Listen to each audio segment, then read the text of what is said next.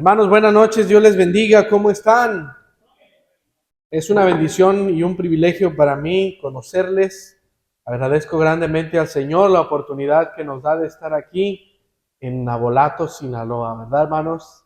Y bueno, estoy muy agradecido con el pastor Dávalos. Gracias, pastor, por la oportunidad que nos da de pasar y presentar nuestro proyecto. Y bueno, aún predicar la palabra de Dios, hermanos, siempre es un privilegio. Y qué bueno, hermano, que usted vino a la iglesia. Qué bueno que decidió pasar un tiempo para adorar a Dios con los himnos, para traer sus oraciones al Señor, pero también para escuchar lo que Dios tiene que decirle en esta noche, hermanos.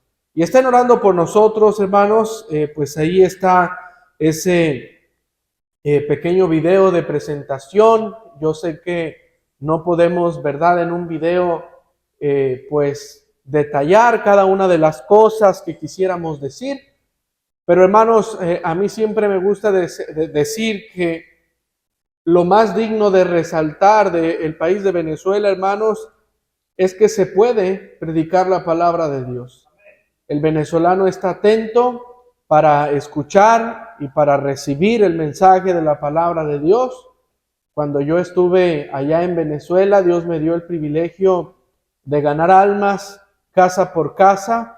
Y hermanos, y la gente lo recibe a uno muy amable, le abren la puerta de su hogar y al saber que uno es mexicano, hasta un cafecito le invitan a uno, hermanos. Qué bendición, ¿verdad, hermanos? Y en las plazas públicas, hermanos, predicando la palabra de Dios, en lugar de que la gente se vaya cuando uno empieza ahí con la bocina a predicar el evangelio, la gente se acerca, hermanos. Y cuando uno menciona promesas bíblicas, verdades bíblicas, la gente dice amén. Estoy hablando de los inconversos, hermanos, ¿verdad?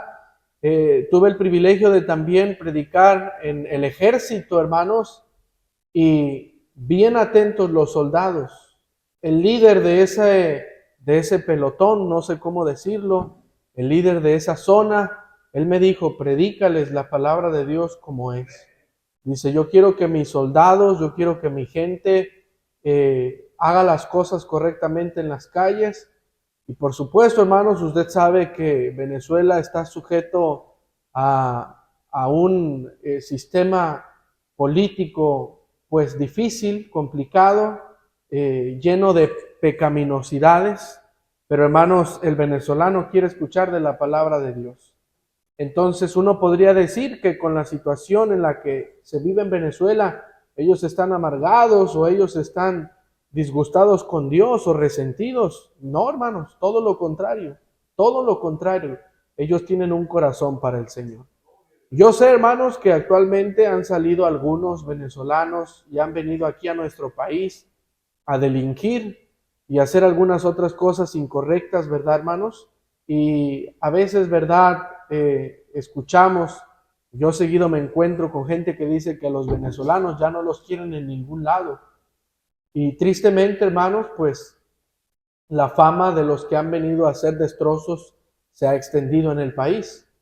Pero hermanos, en Venezuela, hermanos, hay millones de personas que están ahí confiando en el Señor, que no han salido ni piensan salir porque ellos quieren confiar en Dios y ellos quieren tener fe y ellos quieren vivir por fe y están ahí, hermanos, batallando, están ahí, hermanos, con escasez, pero no quieren salir del país.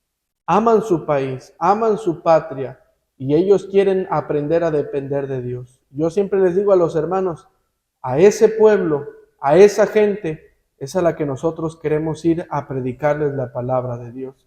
No que la que está afuera no debamos de predicarle, por supuesto. Siempre que encontramos algún venezolano tratamos de decirles que somos misioneros y por ese medio hablarles de Cristo. Pero hermanos, hay mucha gente que está esperando esperanza.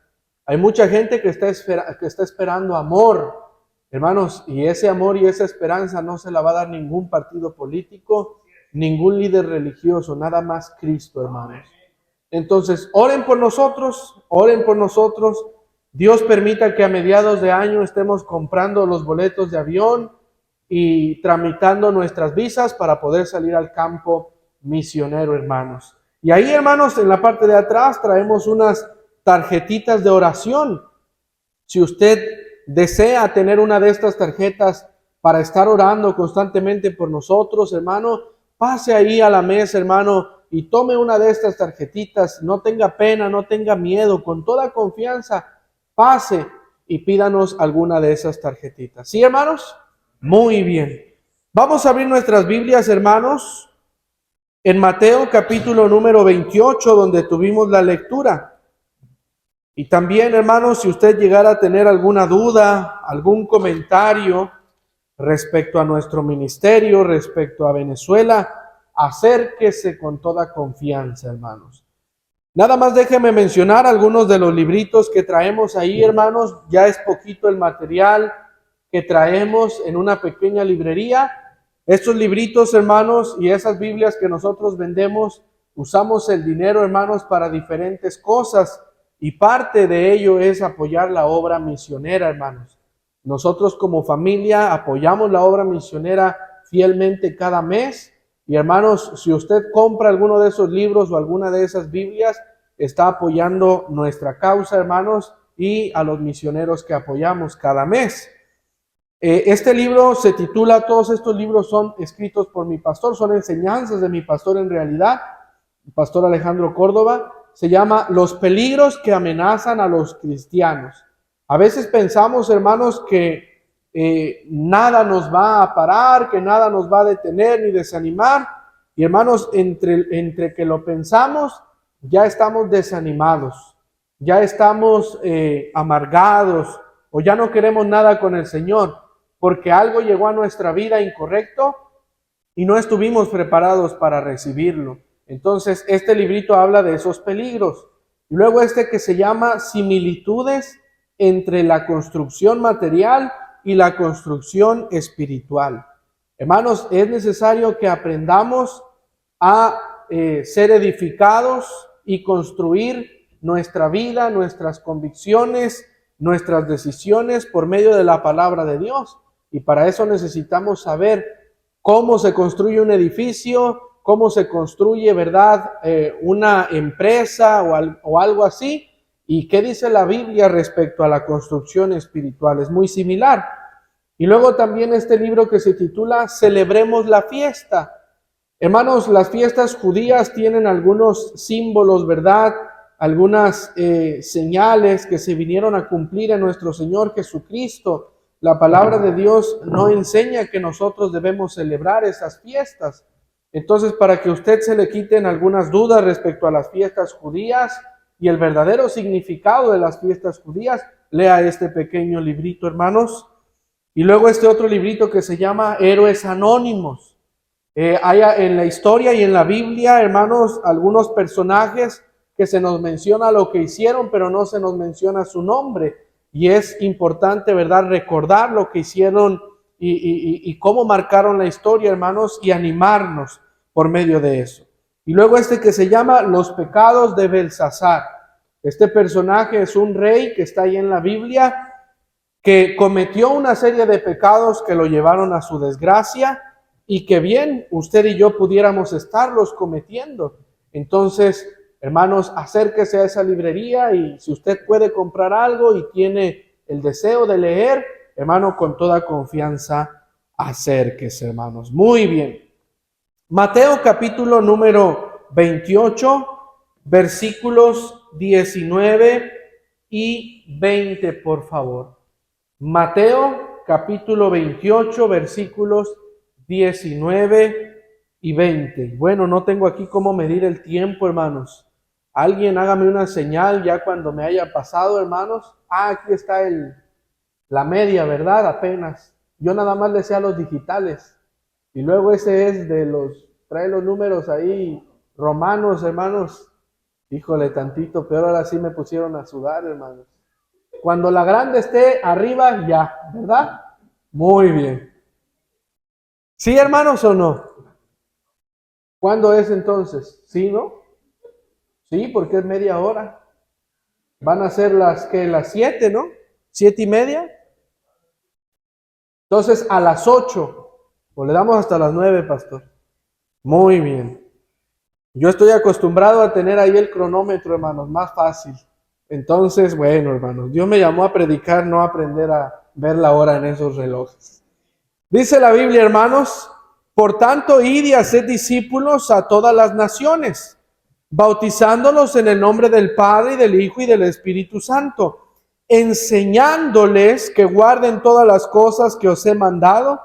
Y he aquí yo estoy con vosotros todos los días hasta el fin del mundo. Amén. Vamos a pedir la ayuda de Dios, hermanos.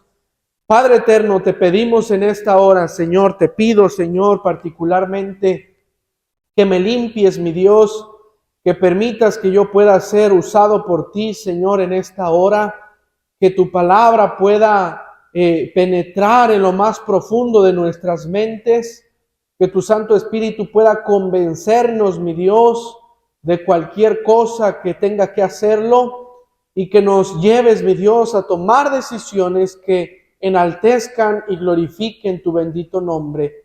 Señor, yo te prometo que toda la honra y toda la gloria es para ti, Señor. Y que si hay alguna decisión que se tome en esta noche, Señor, sea nada más para engrandecer tu nombre, Señor, y para extender tu evangelio en el mundo. Gracias por lo bueno que tú eres en Cristo Jesús. Amén. Aquí, hermanos, nuestro Señor Jesucristo está dando la orden suprema a la iglesia. Él había estado muerto y ahora vive por los siglos. Y con esa autoridad que alguien que estuvo muerto y ahora vive, Él le dice a la iglesia, toda potestad me es dada en el cielo y en la tierra. Y sí, hermanos, toda la potestad y toda la autoridad es de nuestro Señor Jesucristo, porque nuestro Señor Jesucristo es Dios. Dice, por tanto, id y haced discípulos a todas las naciones, bautizándolos en el nombre del Padre y del Hijo y del Espíritu Santo. Y luego dice, enseñándoles que guarden todas las cosas que os he mandado. Y he aquí, yo estoy con vosotros todos los días hasta el fin del mundo. Amén. Esta, hermanos, es la gran tarea que nuestro Dios nos encargó. Esta es la gran comisión que nuestro Dios nos encargó. ¿A quiénes? A cada persona, hermanos, que tiene a Cristo en su vida, a cada cristiano, a cada creyente, a cada persona que le ha pedido a Cristo con toda su fe y con todo su corazón que venga a Él y le salve y que pertenece a una iglesia local. Dios le está diciendo, tienes que ir a hacer discípulos a todas las naciones, bautizándolos y enseñándolos. La obra misionera, hermanos, no nació en la mente de un predicador, en la doctrina de una iglesia o en la mente de un misionero. La obra misionera nació en la mente de Dios. En Juan capítulo número 3, versículo número 16, dice, porque de tal manera amó Dios, ¿a quién, hermanos? Al mundo, no nada más a Nabolato, no nada más a Sinaloa, no nada más a México, dice al mundo, que ha dado a su Hijo unigénito para que todo aquel que cree no se pierda, mas tenga vida eterna. No importa si esos todos viven en nuestro país o no. No importa si esos todos hablan nuestra lengua o no. No importa si esos todos tienen nuestra cultura o no. Dice la Biblia que nuestro Dios dio a su único Hijo para que todo aquel que en Él cree no se pierda, mas tenga vida eterna. Hermanos, la salvación de Dios es universal. La salvación de Dios alcanza, hermanos, a llegar más allá de nuestras fronteras, hasta lo último de la tierra. El problema, hermanos, es que si bien lo sabemos y si bien tenemos la palabra de Dios en nuestras manos, hace falta que alguien vaya a predicarles. Hermanos, no podemos alcanzar el mundo entero con el Evangelio si no somos participantes de la obra misionera. La obra misionera, hermanos, tiene dos ministerios: aquel que va o aquel que se queda sosteniendo al que va. Necesitamos entenderlo, hermanos, porque a veces, hermanos, vemos la tarea de dar como muy difícil, pero si no queremos dar, entonces la tarea es ir. Y si la tarea de ir es complicada, entonces tenemos que dar. Sea como sea, usted y yo somos responsables de que la obra misionera se lleve a cabo. La obra misionera es esto, hermanos: ir y predicar el Evangelio a todo el mundo. ¿Y qué quiere decir la palabra evangelio? Buenas nuevas. ¿Y cuáles son las buenas nuevas? Ahí en primera a los Corintios, búsquelo. Primera a los Corintios 15, versículo 1. Dice: además os declaro, hermanos, el evangelio que os he predicado, es decir, las buenas nuevas, el cual también recibisteis, en el cual también perseveráis, por el cual, asimismo, si retenéis la palabra que os he predicado, sois salvos. Hermano, el evangelio salva. Dice: si no creísteis en vano, porque primeramente os he enseñado lo que asimismo recibí, que Cristo murió por nuestros pecados, conforme a las Escrituras, y que fue sepultado y que resucitó al tercer día, conforme a las Escrituras. Este testimonio, hermanos, de la muerte, de la sepultura y la resurrección de Cristo son las buenas nuevas de salvación. El mundo no necesita saber nuestras posturas políticas. El mundo no necesita saber nuestras creencias religiosas. El mundo necesita saber que hubo un Dios que se hizo hombre y que estuvo dispuesto a dar su vida y que murió y que lo sepultaron, pero que al tercer día se levantó con poder de entre los muertos, y con ese mismo poder y con ese mismo amor y con esa misma gracia puede salvar a cualquier pecador que, rendido a Él, se arrepienta y le pida vida eterna. Y la vida eterna, mis hermanos, es gratuita. No es por medio de las obras, porque es un don de Dios. No es por medio de los méritos, hermanos, porque es por gracia. El mundo necesita saberlo. El mundo necesita conocerlo. Pero vea a su alrededor, hermanos. Métase a las redes sociales.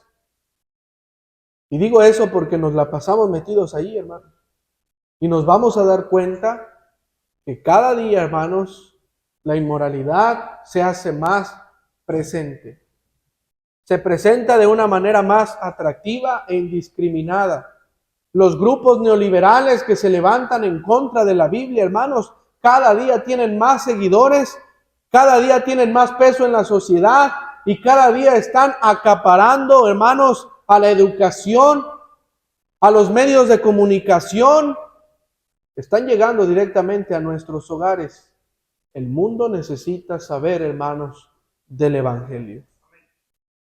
El título del mensaje de esta noche, hermanos, es una pregunta, porque con el conocimiento que ya tenemos de que el Señor nos encomendó a nosotros de llevar el Evangelio, de cumplir con la gran comisión, de llevar las buenas nuevas de salvación a todo el mundo, la pregunta es: ¿cómo lo vamos a hacer? ¿Se podrá? Dios es justo, hermanos, y Dios no nos va a pedir que hagamos algo que no podemos cumplir. Yo no le puedo decir a mi hijo de 2 añitos: Matías, ven y cárgate este púlpito en la espalda y llévalo para allá atrás. No puede, hermanos. Sería yo muy injusto si le pido eso a mi hijo. En cambio, si le digo al pastor Pérez, si le digo al pastor Dávalos, si le digo por aquí a algunos otros hermanos: vamos a agarrar el púlpito y vamos a llevarlo atrás, si podemos. Y si no podemos, hasta se van a reír de nosotros, ¿verdad, hermanos? Van a decir: no, hombre, y se ven tan fuertes y no pudieron. Hermanos, la gran comisión fue dada por Dios, porque Él sabe, hermanos, que la iglesia tiene la capacidad y el potencial de poder cumplirlo. El problema, hermanos, es que no todos hemos obedecido, y como no todos hemos obedecido, no estamos teniendo parte en la obra misionera. El trabajo de llevar, hermanos, el evangelio a todo el mundo es tarea de cada uno de los creyentes. Y si uno de esos creyentes no participa o es ajeno a la obra misionera, entonces, hermanos, la obra misionera se va a ver afectada. Porque es tarea de todos, hermanos. Los misioneros no podemos solos. Los pastores no pueden solos. Los evangelistas no pueden solos. Los hermanos que ya han entendido esta tarea y están sosteniendo la cuerda no pueden solos. Es tarea de todos. Si todos participáramos, si todos invirtiéramos, si todos diéramos, si todos nos preocupáramos, si todos tuviéramos ese mismo deseo, hermanos, ya mucho más hubiéramos podido hacer por la salvación. No nada más en Navolato, pero en Sinaloa. Y no nada más en Sinaloa, en México. Pero no nada más en México, más allá de México, hermanos, hasta lo último de la tierra. Entonces quiero hablar, hermanos, acerca de cómo cumplir con la gran comisión. Y hermanos, las respuestas que voy a dar son respuestas extremadamente prácticas. Yo sé que usted conoce cada una de las cosas que voy a mencionar. Vea lo que dice, hermanos, Primera de Corintios, capítulo número 9. Primera de Corintios, capítulo número 9. Versículo número 16, perdón. ¿Está ahí, hermanos? El apóstol Pablo está hablando aquí. Dice, pues si anuncio el evangelio, no tengo por qué gloriarme, porque me es impuesta necesidad. Y ay de mí si no anunciar el evangelio, por lo cual, si lo hago de buena voluntad, recompensa tendré.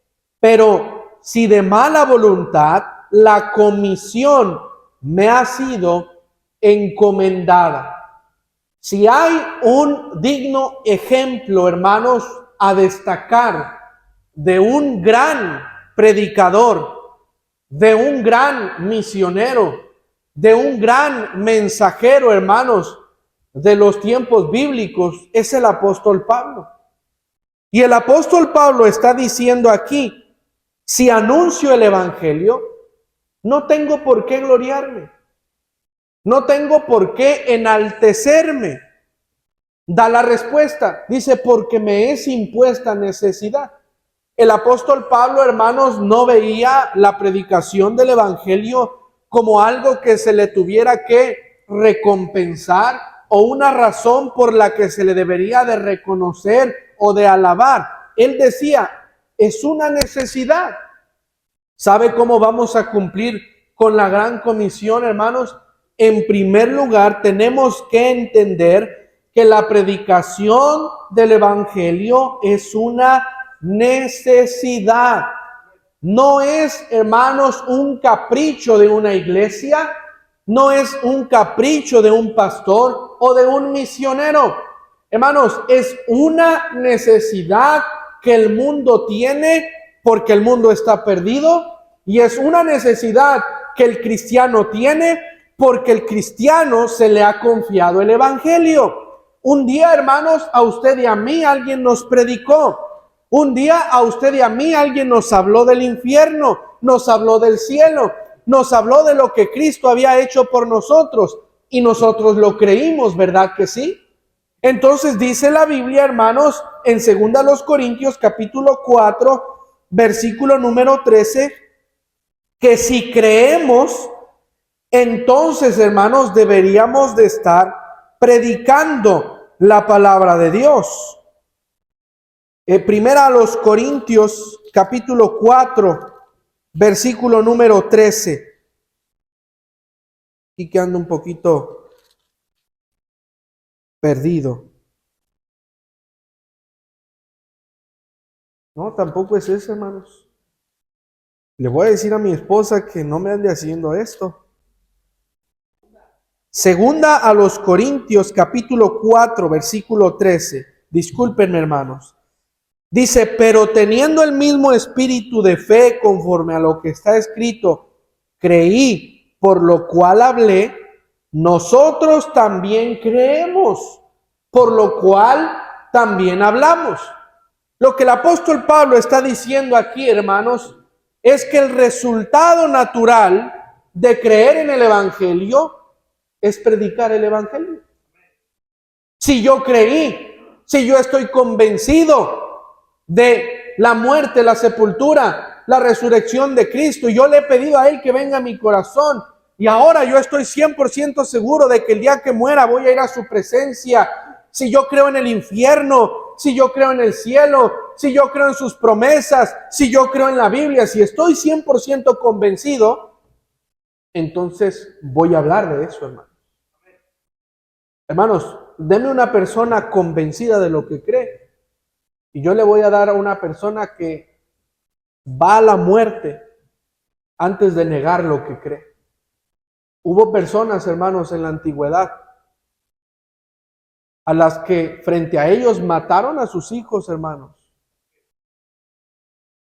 Ese emperador, rey, no recuerdo, Tertuliano, un asesino de cristianos. Él decía, si un día nos falta la lluvia, los cristianos al león. Si un día se escasea el trigo en los campos, los cristianos al león. Si un día tenemos un problema político, los cristianos al león. Si un día tenemos escasez, tristeza, si un día sufrimos, si un día lloramos, si un día se muere algún pariente, los cristianos al león. A él no le faltaba motivo para matar a los cristianos y burlarse y entregarlos a la muerte. ¿Sabe por qué esos cristianos iban a la muerte? Porque creían en el Evangelio. Si no hubieran creído en el Evangelio, ¿para qué estaban ahí, hermanos? El mismo apóstol Pablo dijo, seríamos los más dignos de conmiseración de todos los hombres. Pero hermanos, si estamos en este lugar y si le hemos decidido dar nuestra vida a Cristo, y si invertimos en su obra, y si tomamos el tiempo para venir a la iglesia, y si ofrendamos, y si diezmamos, y si hacemos todo lo que hacemos, lo hacemos porque creemos, hermanos, en el Evangelio. Entonces deberíamos, hermanos, no nada más de hacer todo lo que ya mencioné, pero deberíamos de estarlo predicando, hermanos. Deberíamos de predicar, como ya lo dije, porque es una necesidad para el mundo perdido, pero es una necesidad porque a nosotros se nos ha confiado el Evangelio y nos es necesario, hermanos, así como hemos recibido de gracia, dad de gracia. ¿Ya fui salvo? ¿Ya me salvé? ¿Ya la hice? No, hermanos. Dios nos salvó con un propósito. Ahí en Juan 15:16, hermanos, está claro. En la juventud existen muchas preguntas. Algunos jóvenes, algunos adolescentes se preguntan, ¿cuál será el propósito para sus vidas? Algunos han llegado al borde del suicidio o aún a suicidarse porque no le encuentran sentido a su vida, porque no le encuentran orden a su vida, propósito. Y algunos cristianos, hermanos, todavía andan preguntándose, ¿para qué estar en este mundo? Dice la Biblia aquí, Juan 15:16, no me elegisteis vosotros a mí, sino que yo os elegí a vosotros. Y os he puesto para que vayáis y llevéis fruto, y vuestro fruto permanezca, para que todo lo que pidierais al Padre en mi nombre, Él os lo dé. Y qué interesante, hermanos, que después de decir para qué nos escogió el Señor, y que menciona la palabra fruto, y que nuestro fruto permanezca, dice en el versículo 17, esto os mando, que os améis unos a otros. Y dígame, hermanos, si no hay mayor muestra de amor hacia las personas que llevarles el Evangelio de nuestro Señor Jesucristo. Usted puede llevar una despensa a una familia, qué bueno. Hágalo, es bíblico, es correcto, pero no se vaya sin hablarles acerca del pan de vida. porque cuando se le acabe esa despensa van a volver a tener hambre. Pero hermanos, si usted les predica el evangelio, su destino eterno va a cambiar. Podemos llevar, hermanos, ayuda humanitaria a otros países. Podemos mandar ropa, podemos mandar agua. Algunas iglesias lo hacen y no está mal. Pero si no les llevamos el evangelio, hermanos, ¿acaso servirá más la ropa que la palabra de Dios, el agua que la palabra de Dios? Podemos intentar querer cambiar el mundo, hermanos, pero no hay mejor manera de querer cambiar el mundo que predicar el evangelio, hermanos, porque el evangelio cambia vidas. Y hermanos, es importantísimo que pensemos en las personas que no tienen de Cristo. Ahí en la iglesia, en nuestra iglesia, hermanos, llegaban niños. En sus hogares no los querían, hermanos. Visitábamos una de las colonias más marginadas cuando yo recién llegué ahí a la iglesia, ahí en Celaya, y nos decían los padres de los niños, no se los pueden llevar todo el día. Es que ya me los traen a las 2 de la tarde. No, lléveselos también al culto de la tarde. No querían a sus propios hijos en la casa, hermano. Eran unos remolinos. Aquí algunos esposos quisieran que hubiera rutas para que se llevaran a sus esposas, ¿verdad, hermano? Llévesela todo el día. O las esposas que se lleven al esposo. Muchos de esos niños, hermanos, que les estoy platicando ahorita son maestros de escuela dominical. Ahorita son señoritas que se casaron con un siervo de Dios, que se casaron con un buen cristiano. Algunos de ellos andan de misioneros, hermanos. Hermanos, las personas están perdidas. Las personas están sin Cristo. Debemos de entender, hermanos, que la obra misionera es una necesidad. No es un capricho, es una necesidad. Necesitamos predicar el evangelio. Y luego dice Isaías 62, hermanos. Isaías 62. Yo estoy volteando y volteando a ver el reloj, ni le entiendo, yo no sé qué le estoy viendo, hermanos. Yo espero que no me pase. Si me paso, alguien gríteme, hermanos. Tomás el pastor ya me dijo que predicara todo el tiempo que yo quisiera, hermanos. Así que, ¿ya le dio hambre, hermano? Yo no tengo hambre, hermano. ¿Usted ya tiene hambre? No nos vamos a ir hasta que nos dé hambre, hermanos. Dice aquí la Biblia, hermanos, Isaías 62:1. Por amor de Sión no callaré, y por amor de Jerusalén no descansaré, hasta que salga como resplandor su justicia y su salvación se encienda como una antorcha. Mira, hermanos, la tarea que Isaías tenía no era una tarea ajena a lo que hace un misionero, a lo que hace un pastor, a lo que hace un predicador. El trabajo de Isaías era pararse delante de un pueblo impío y predicar. Ahora, Isaías estaba predicando a su propio pueblo.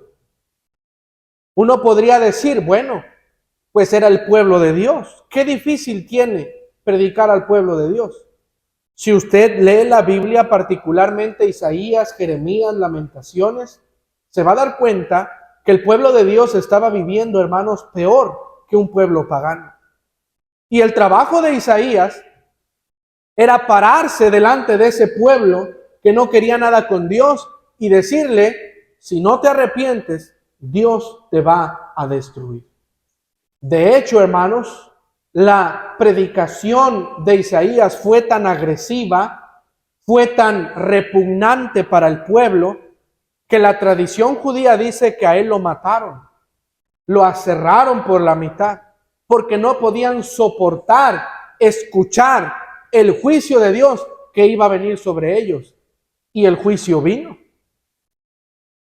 Pero el motor de Isaías, el incentivo de Isaías, lo que motivó a Isaías a predicarle a ese pueblo que no escuchó y que endureció su corazón, fue el amor, hermanos. Porque el amor es el vínculo perfecto. Porque el amor cubre multitud de pecados. Hermanos, dice la Biblia, por amor de Sión no callaré. por amor de Jerusalén. No descansaré, dice Isaías, porque amo a mi pueblo. Y por ese amor yo no voy a descansar, yo no voy a callar, yo no voy a parar hasta que salga como resplandor su justicia, hasta que su salvación se encienda como una antorcha. Lamentablemente, hermanos, no sucedió así. Pero hubo un predicador, hubo un hombre dispuesto a predicarle a ese pueblo porque amaba a su pueblo. Yo le pregunto, hermano, ¿usted ama? ¿Ama a los inconversos? A veces no nos amamos ni entre nosotros mismos. ¿Qué vamos a tener amor por los demás? Ahora, hermanos, eso no es el pretexto. A veces eso lo decimos como un comentario, ¿verdad? Que en ocasiones hasta nos incomoda, pero no es un pretexto, hermanos. Debería ser un incentivo para amarnos los unos a los otros y que ese amor, hermanos, lo puedan ver los demás. Los inconversos no leen la Biblia, pero los inconversos sí observan cristianos. Y ellos ven cómo andamos. Algunos de nosotros, hermanos, andamos arrastrando las cobijas por la calle de la amargura, viviendo como inconversos, como mundanos. ¿Qué esperanza, hermanos, tiene el mundo perdido si el cristiano no ama? Hay una historia, hermanos, de una niñita que creció, hermanos, teniendo bastantes problemas en su casa. Bastantes problemas. Problemas fuertes, hermanos. Los padres de ella buscaban soluciones, buscaban sacerdotes, buscaban médicos, buscaban inclusive pastores, por supuesto, no de nuestra denominación, porque cuando una gente está desesperada, hace lo que sea por ver bien a su familia. Curanderos, santeros, ellos estaban viviendo con el mismo diablo. Los padres desesperados, a uno de sus hijos lo tuvieron que llevar a un orfanato temporalmente.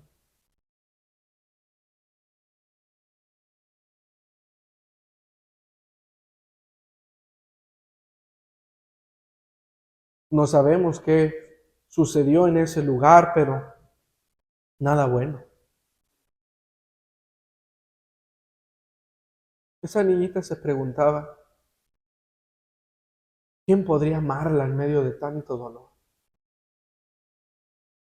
¿Quién podría mostrarle misericordia en medio de tanta indiferencia, en medio de tanto desprecio?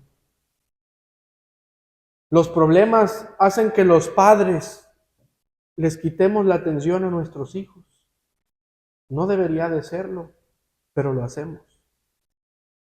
Porque llega un mundo de problemas y un mundo de aflicciones y un mundo de preocupaciones. Y pareciera que lo que estamos tratando es proteger a nuestra familia, pero al mismo tiempo no le estamos dando tiempo a nuestra familia. Como que lo estamos protegiendo de algo, pero al mismo tiempo estamos dejando una puerta tan grande para que el enemigo venga y ataque, hermano. Años batallando, años sufriendo, muchas preguntas, muchas cuestiones, hasta que una persona común y corriente, humilde y sencilla, entendió que debía amar a las personas, inclusive a las que no conocía. Y tocó el domicilio de aquella pequeñita con una Biblia en su mano y un puñito de folletos. Trajo esperanza a ese hogar. Trajo amor a ese hogar.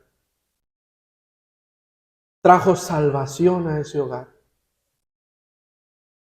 Y Cristo cambió la vida de esa pequeña. Ella veía los camiones de la iglesia como su escape, Ahí decía Iglesia Bautista Fundamental de Celaya. Y era la primerita, con su vestidito, peinadita, con su Biblia, lista para subirse a la ruta.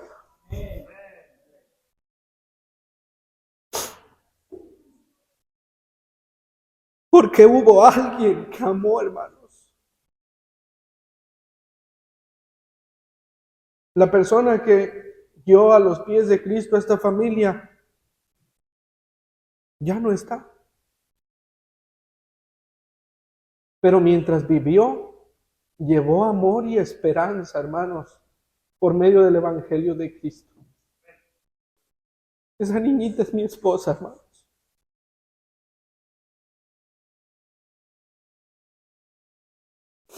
Yo no le pedí permiso para hablar de su testimonio, a ver si no me pega.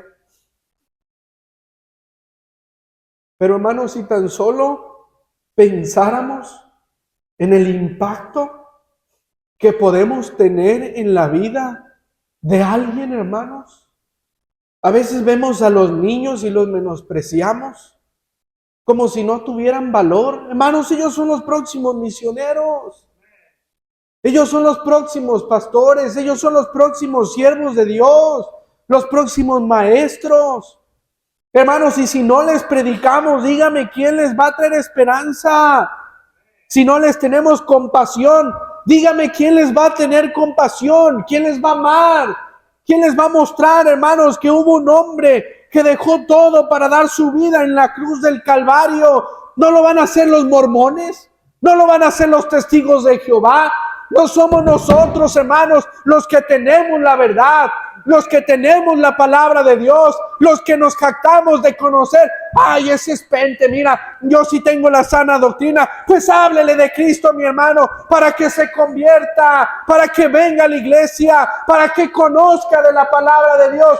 Ay, ese vecino enfadoso, ruidoso, me cae regordo. Háblele de Cristo, hermano, para que su vida cambie. Véalos con amor. Véalos con compasión. Esa gente vive así porque no tiene a Cristo, hermanos. Y yo sé, hermanos, que es bien molesto, hermanos. Hace poco, 3, 4 meses, estábamos en Celaya, hermanos. Fuimos a pasar ahí Año Nuevo. Y llevamos a nuestros hijos, hermanos, ahí con sus bicicletas a pasear.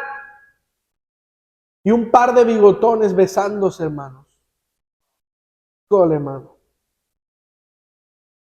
Me daban ganas de decirle, quien se crea más hombre, agárrese a trancazos conmigo. ¿Quién es el hombre? Para que deje de andar haciendo sus porquerías. Tuvimos que taparle los ojos a nuestros hijos y llevárnoslos por otro lado, hermano. Claro que se enoja uno. Claro que se incomoda uno. Pero ¿sabe por qué están así, hermanos? Porque no tienen a Cristo. Porque cuando Cristo llega a una vida, la transforma. Porque cuando Cristo viene a una vida, la cambia.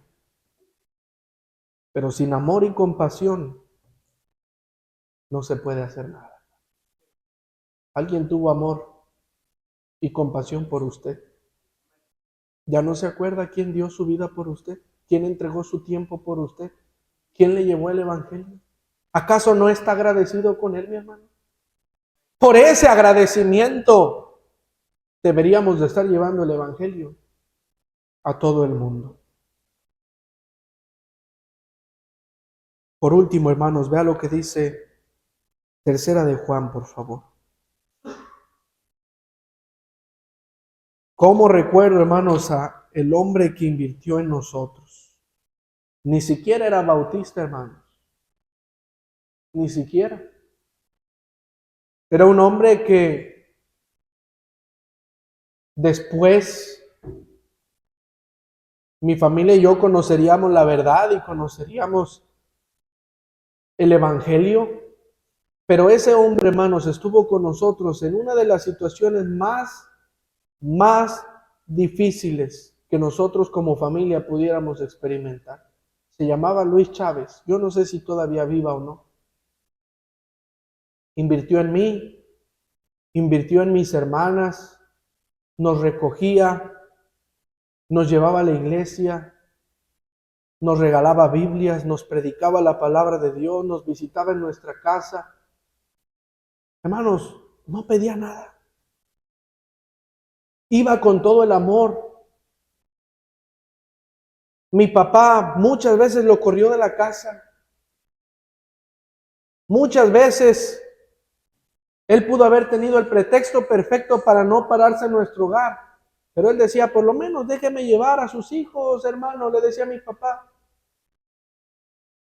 Ay, pues si ellos quieren, lléveselos, y si no, que aquí se queden. Yo me los llevo a comer los domingos, que van a andar yendo a la iglesia. Y ese hombre, hermanos, insistiendo, insistiendo, insistiendo.